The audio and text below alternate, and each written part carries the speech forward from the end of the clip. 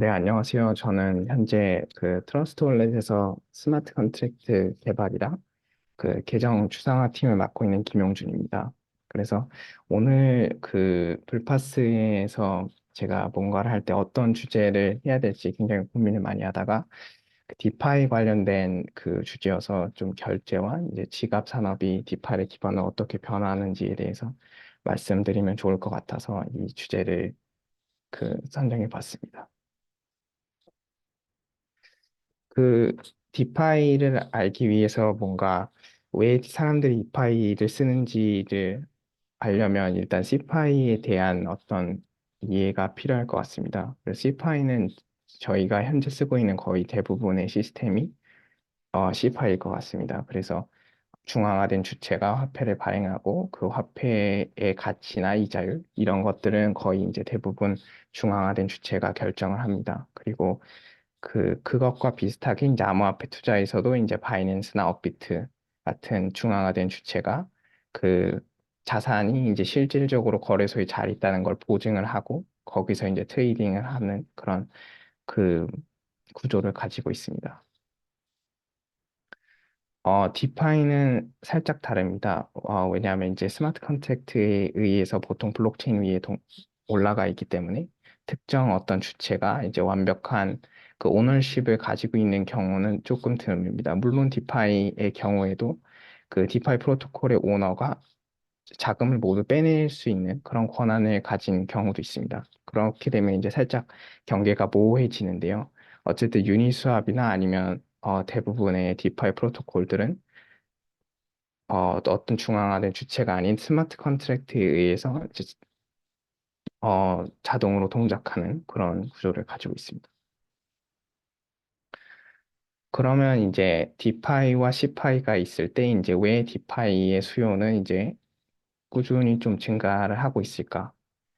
그리고 사람들은 왜 탈중앙화를 원할까?가 이제 디파이를 사용하는 사람들의 심리의 핵심적인 부분일 것 같습니다. 그래서 디파이를 사용하는 부분이 물론 현재는 이제 과도기이기 때문에 디파이를 통해서 이제 그 특정 프로젝트의 얼리 인베스터로 들어가서 에어드랍이나 이런 게 되면 막 한 100배, 1000배 이렇게 해서 그 뭔가 포모 비슷하게 투자를 하는 경우도 이제 무시할 수 없을 정도로 굉장히 많은 부분을 차지하고 있지만 제가 느끼기에 사람들이 탈중앙화를 원하는 가장 중요한 이유는 셀프 커스터디 같습니다.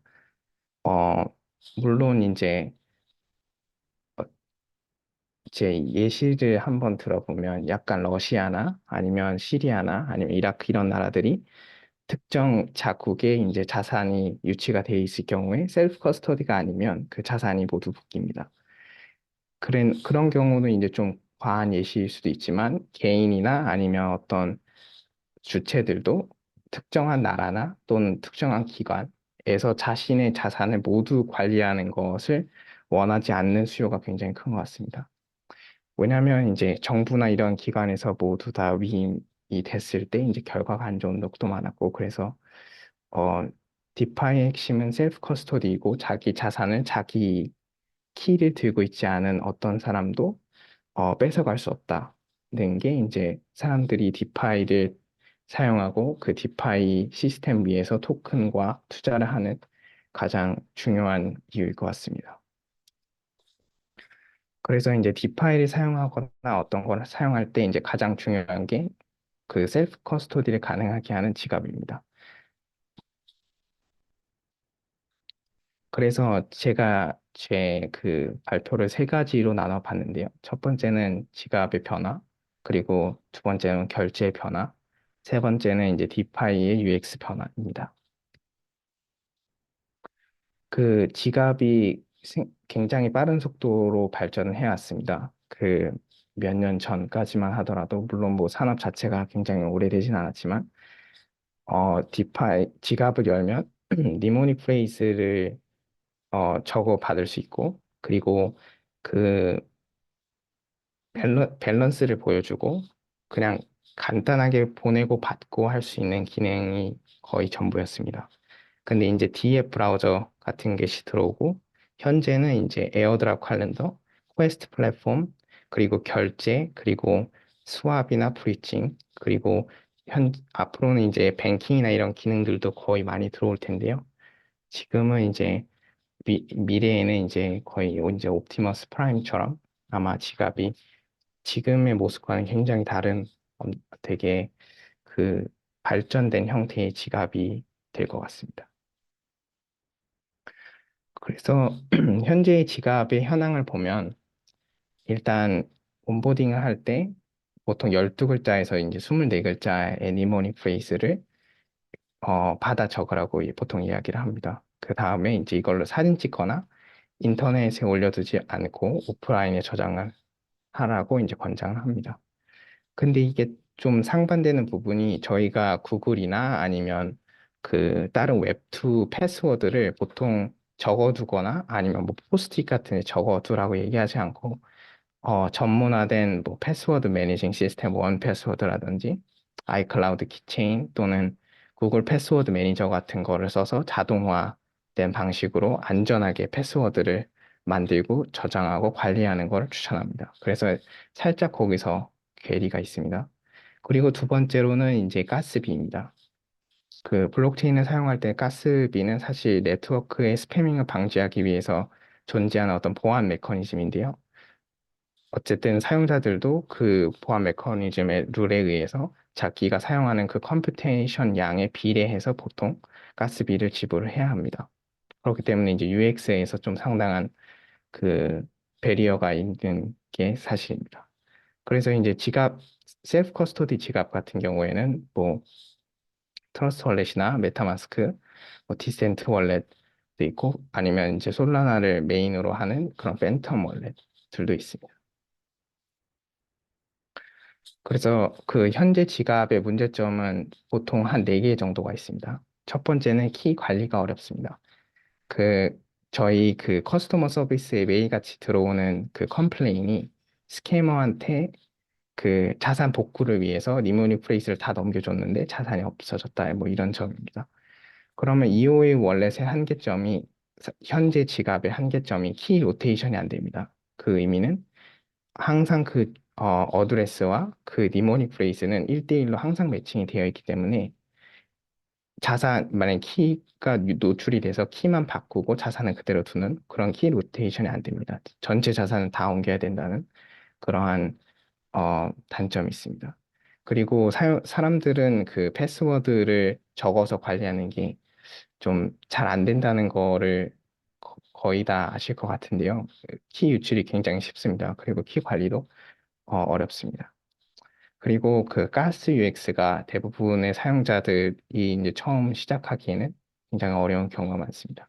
그래서 디파이를 하려고 예를 들어서 USDC를 지갑을 받았는데 그걸 받은 이후에 이제 디파이를 하려고 보니까 이더리움이나 아니면 폴리곤 위에 있는 매틱 같은 그런 토큰이 없어서 트랜잭션을 못 만들고 거래소에서 또 사거나 아니면 그 지갑에 있는 피앗 온램프를 통해서 신용카드나 뭐 데비카드로 다시 사야 되는 그러한 어려움들이 있습니다. 그리고 그 배치 콜이 안 된다는 단점이 있는데요. 예를 들면 유니스왑 같은 서비스를 사용할 때 어프루브를 보통 한 단계 거치게 됩니다. 그리고 어, 스왑을 하는 경우가 많고 아니면 디파이 같은 거를 좀 이제 컴플렉스한 스트래티지를 가지고 있을 때 여기서 일드 파밍 한 다음에 LP 토큰 받아서 여기다가 또 넣고 다시 받아서 여기다 넣고 이렇게 여러 단계를 거치게 돼야 돼서 한 번에 그런 거를 다 할 수 없다는 그런 단점이 있습니다. 그래서 가스비도 더 많이 들고 이제 그 시장의 변동성에 좀 더 취약하다는 그런 단점이 있습니다. 그리고 그 스케줄드 익스큐션이 안 됩니다. 저희가 보통 페이먼트를 할 때 신용카드를 긁게 되면 그 신용카드 자체가 페이먼트를 그 상점에게 주는 것이 아니라 보통 그 상점이 그 카드에게 요청을 하는 방식입니다. 근데 저희 블록체인 지갑의 구조를 보면 받는 사람이 요청할 수는 없습니다. 무조건 그 자산을 들고 있는 사람이 보낼 수 있는 그런 구조입니다. 그래서 그 웹2 시스템에 지갑이 많이 편입이 되려고 할 때 그런 점에서 이제 제약들이 많이 생기게 됩니다. 그래서 그 처음 디파이를 어, 시작하기 위해서 지갑을 다운받고 디파이를 시작할 때 보통 대부분 이런 많은 과정들을 거치게 됩니다. 그래서 이게 너무 컴플렉스하고 그 보안에 특히 취약하다는 점이 있습니다. 원래 자체는 보통 취약하지 않은 경우가 많지만 그 사용자가 이제 보안에 대한 인식이 확실하지 않아서 좀 어려움을 겪는 경우가 많습니다. 그러면 이제 디파이 UX나 아니면 페이먼트나 그런 거를 어떻게 극복을 해야 할까에 대해서 좀 많은 커뮤니티에서의 논의가 있습니다. 그 중에 이제 하나로 나타나지는 것이 이제 계정 추상화, 어카운트 abstraction입니다. 그 이더리움 기반의 EVM 네트워크에는 보통 두 가지 종류의 어카운트가 있습니다. 그 두 가지 종류가 있는데요. 하나는 EOA입니다. 그 Externally Owned Account라고 부르고요. 그 프라이빗 키 하나로 이제 하나의 그 계정을 조종할 수 있는 그런 구조입니다. 물론 그 HD 월렛 구조라 그래서 그 계층별로 하나의 프라이빗 키로 이제 여러 개의 주소를 같이 관리할 수 있지만 보통은 이제 하나의 프라이빗 키가 하나의 매핑이 됩니다. 그리고 두 번째로는 컨트랙트 어카운트인데요. 그 개인 키가 관리하는 것이 아닌 스마트 컨트랙트 코드와 데이터가 그 어카운트에 올라가서 그 스마트 컨트랙트로서 동작하는 그런 어카운트입니다. 그래서 그 이더리움이나 EVM 기반 블록체인에서 트랜잭션을 만들고 싶을 때는 EOA만 트랜잭션을 만들 수 있습니다. 예를 들면 디파이 트랜잭션을 하고 싶을 때 EOA만 실제 그 트랜잭션을 트리거할 수 있습니다.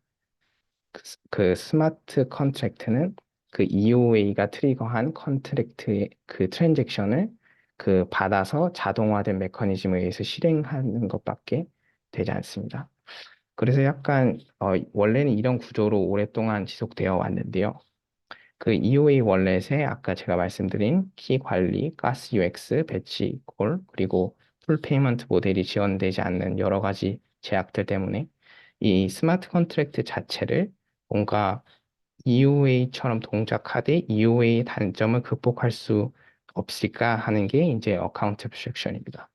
그래서 EOA가 하던 거를 이제 컨트랙트가 하는 게 이제 어카운트 abstraction이어서 이제 하나로 그 abstract 했다라고 해서 어카운트 abstraction이라고 하는데요. 이게 어떻게 동작하는지를 보면 EOA 월렛의 경우에는 트랜잭션을 만들면 잠시만요.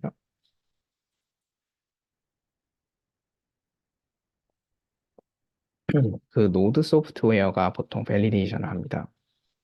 예를 들면 그 니모닉인 개인 키를 가지고 트랜잭션을 서명을 합니다. 그러면 그 노드는 그 트랜잭션의 가스비, 그 트랜잭션의 해시를 만들고 그 노드 소프트웨어인 게스나 그런 데에서 그 서명 검증을 합니다.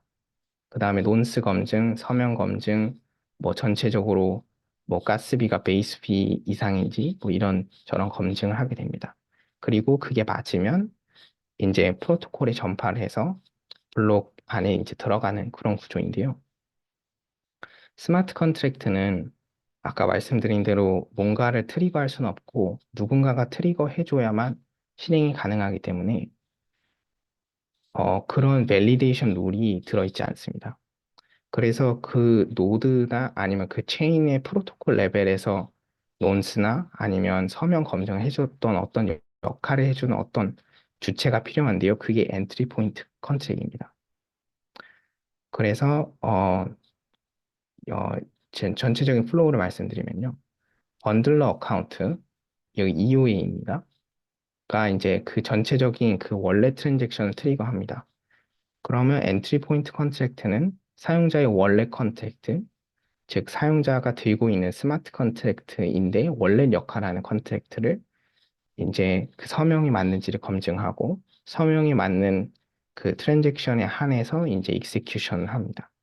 그래서 이런 구조로 그 EOA의 동작 방식을 온체인에서 스마트 컨트랙트 상으로 그 뭔가 이뮬레이션 하는 그러한 동작 방식을 가지고 있습니다. 그래서 사실 가스비가 더 비싸다는 단점들도 있는데요. 그래서 조금 더 말씀드리면 이제 사용자들은 계정 추상화 월렛에서는 트랜잭션이라고 하는 거를 만들지는 않습니다. 유저 오퍼레이션이라고 하는 트랜잭션과 굉장히 비슷한 어떤 오브젝트를 만들고 그거를 서명하게 됩니다. 그런 다음에 그거를 번들러에게 보내면 이제 번들러는 그거를 번들 트랜잭션으로 만들어서 엔트리 포인트로 쏘게 되면 이제 엔트리 포인트가 그거를 밸리데이션하고 밸리데이션 성공된 것에 한해서 이제 익세큐션을 하는 그런 방식입니다. 그래서 이런 시스템에 의해서 계정 추상화는 스마트 컨트랙트임에도 불구하고 EOA처럼 그 트랜잭션을 트리거하는 것처럼 이제 동작을 할 수 있습니다.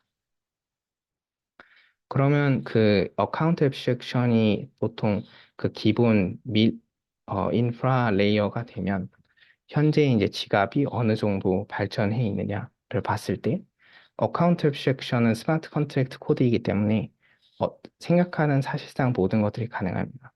그래서 예를 들면 키 관리를 이제 12글자 리모닉으로 그 받아 적는 것이 아니라 아이클라우드 키체인이나 구글 패스워드 매니저에서 사용하는 패스키를 직접 도입해서 그 페이스 아이디나 아니면 터치 아이디로 키를 관리할 수 있습니다. 그리고 가스를 이제 네이티브 토큰이 아닌 여러 가지 토큰, 예를 들면 케이크나 뭐 에톰이나 BNB나 아니면 다른 코인들로 대신 지불할 수 있습니다. 그리고 그 노시스페이라고 하는 프로젝트가 있는데요. 노시스 멀티시그 프로젝트에서 이제 같은 팀이 하는 프로젝트입니다. 근데 이 프로젝트도 계정 추상화를 그 밑단에서 사용해서 사용자가 지갑에서 암호화폐를 들고 있을 때 자동으로 결제가 될 때마다 셀프 커스토디를 유지하되 자동으로 암호화폐가 빠져나가서 이제 비자를 받는 모드 상점에서 결제할 수 있는 그런 노시스페이를 만들었습니다. 그리고 이 뱅킹도 돼서 그 아이밴이 지원되는 어떤 유럽의 나라에서도 서로 그 아이밴으로 와이어 트랜스퍼를 할 수 있는 그런 구조를 가지고 있습니다. 그리고 메타마스크도 이제 최근에 레볼루트로 피앗 온램프를 지원할 수 있게끔 했다라고 발전이 돼서 거의 대부분의 시스템들이 계정 추상화를 많이 보고 있고 계정 추상화 이외에도 그 웹2에서의 그 피앗과의 굉장히 친밀한 그런 관계를 통해서 디파이를 사용할 때 그런 UX나 아니면 기존의 그 사용자들이 진입할 때 허들이었던 많은 부분들을 해결하고 있는 게 이제 지갑의 발전 현황입니다. 네, 그래서 이제 웹2와 웹3 융합이 이제 지갑의 발전 방향입니다. 그러면 이 결제도 이제 많은 변화를 주고 있는데요. 그 비자 팀도 이제 결제를 굉장히 많이 보고 있고, 이제 여러 번 얘기해 봤을 때 많은 흥미를 가지고 있는 팀입니다. 그래서 그 비자와 이제 지갑을 연결할 때 여러 가지 인테그레이션 어프로치들이 있습니다. 그 예를 들면, 첫 번째 가장 기본적인 암호화폐 그 인테그레이션 방식은, 비자의 그 페이먼트 세틀먼트는, 그 암호화폐를 긁을 때마다 발생하진 않습니다. 암호화폐를 긁을 때마다 그게 쌓여 있고 그 다음에 어떤 시간 단위나 아니면 매일에 한 번씩 세틀먼트가 됩니다. 그때 이제 모든 결제가 다 송금이 되고 이루어지는데요. 지갑 회사도 마찬가지로 예를 들면 그 페이먼트의 그 프로바이더가 됐을 때 그 지갑에 그 비자가 가지고 있는 이더리움의 USDC 어드레스가 있습니다. 그러면 페이먼트를 다 그 지갑이 처리를 하고 예를 들면 하루에 한 번씩 그 USDC 그 결제를 처리해야 할 금액을 비자의 그 이더리움 메인넷에 있는 디퍼짓 어드레스 입금을 하면 됩니다. 그러면 이제 물론 그 지갑 서비스 프로바이더와 비자 사이에 그 전에 어떤 계약이 있어야 되긴 하겠지만 그러한 구조로 비자는 현재 그 암호화폐 결제를 지원하고 있습니다. 노시스페이의 경우에는 살짝 다른 방식을 적용하고 있는데요. 모노리움이라고 하는 그 유러피안 유로를 실제 온체인상에 발행한 회사가 있습니다. 이건 스테이블 코인과 다르게 실제 그 피앗 커런시를 온체인에 발행한 경우인데요. 이 경우에는 그 피앗 커런시를 비자로 계좌 이체함으로써 그 비자 카드 결제를 가능하게 했습니다. 그래서 인테그레이션 어프로치는 굉장히 다양합니다. 근데 이제 비자도 이제 여러 팀들을 만나고 있고 그 좋은 팀들과 이제 협업을 통해서 암호화폐 결제 시장에서도 이제 선점을 하려고 하는 그런 구조를 가지고 있습니다. 그리고 마스터카드도 그것들을 많이 하고 있는데요. 좀 흥미로운 부분은 마스터카드의 경우에는 그 여기 카드 안에 있는 IC 칩을 하드웨어 월렛 같은 걸로 만들어서 이 IC 칩에 있는 하드웨어 월렛 어드레스로 예를 들어서 스테이블 코인을 충전하고 휴대폰이나 아니면 이런 걸 갖다 대서 이제 NFT 태그로 잔액을 충전한다든지 이러한 다양한 기술 개발을 완료했습니다. 그래서 앞으로는 이런 것들이 점점 더 저희의 생활에서 더 밀접하게 더 보여지는 그러한 변화들이 생길 것 같습니다. 그래서 결제나 이런 거를 할 때 사실 어떤 리전을 커버할 수 있는지가 상당히 중요한데요. 어, 왜냐면 이것들은 보통 KYC를 통해서 들어오게 돼서 사용자들이 디파이를 사용하거나 아니면 NFT 트레이딩 같은 걸 할 때, 어, 이제 기존에는 항상 거래소를 통해서 들어오는 것이 아닌 카드나 아니면 계좌이체를 통해서 더 쉽게 들어올 수 있는 부분인데 그 부분에 있어서 어떤 지역, 그 어, 어떤, 어떤 프로바이더가 더 많은 지역을 커버할 수 있는지가 이, 이 서비스의 경쟁력이 됩니다. 그래서 요거에 같은 경우에는 최근에는 유럽을 기반으로 많이 중심이 되고 있지만 뭐 중국이나 한국을 비롯한 일본 및 여러 나라들이 곧 7월이나 이후에는 더 많은 이런 쪽에 접근이 가능해서 앞으로는 이제 규제도 이 정도가 되고 그리고 서비스들도 점진적으로 더 많이 이거를 도입하고 있기 때문에 더 많은 서비스들이 저희 지갑이 디파이나 NFT 트레이딩이나 아니면 다른 어, 디, 온체인 작업을 할 때 더 사용하기 편해지는 그런 변화들이 생길 것 같습니다. 그리고 그 디파이 UX의 변화입니다. 실질적으로 저희가 스테이킹이나 아니면 수합 같은 거를 할 때 과연 그러면 계정 추상화나 아니면 이런 변화들에 의해서 어떻게 더 편리해지는지에 대해서 말씀드리겠습니다.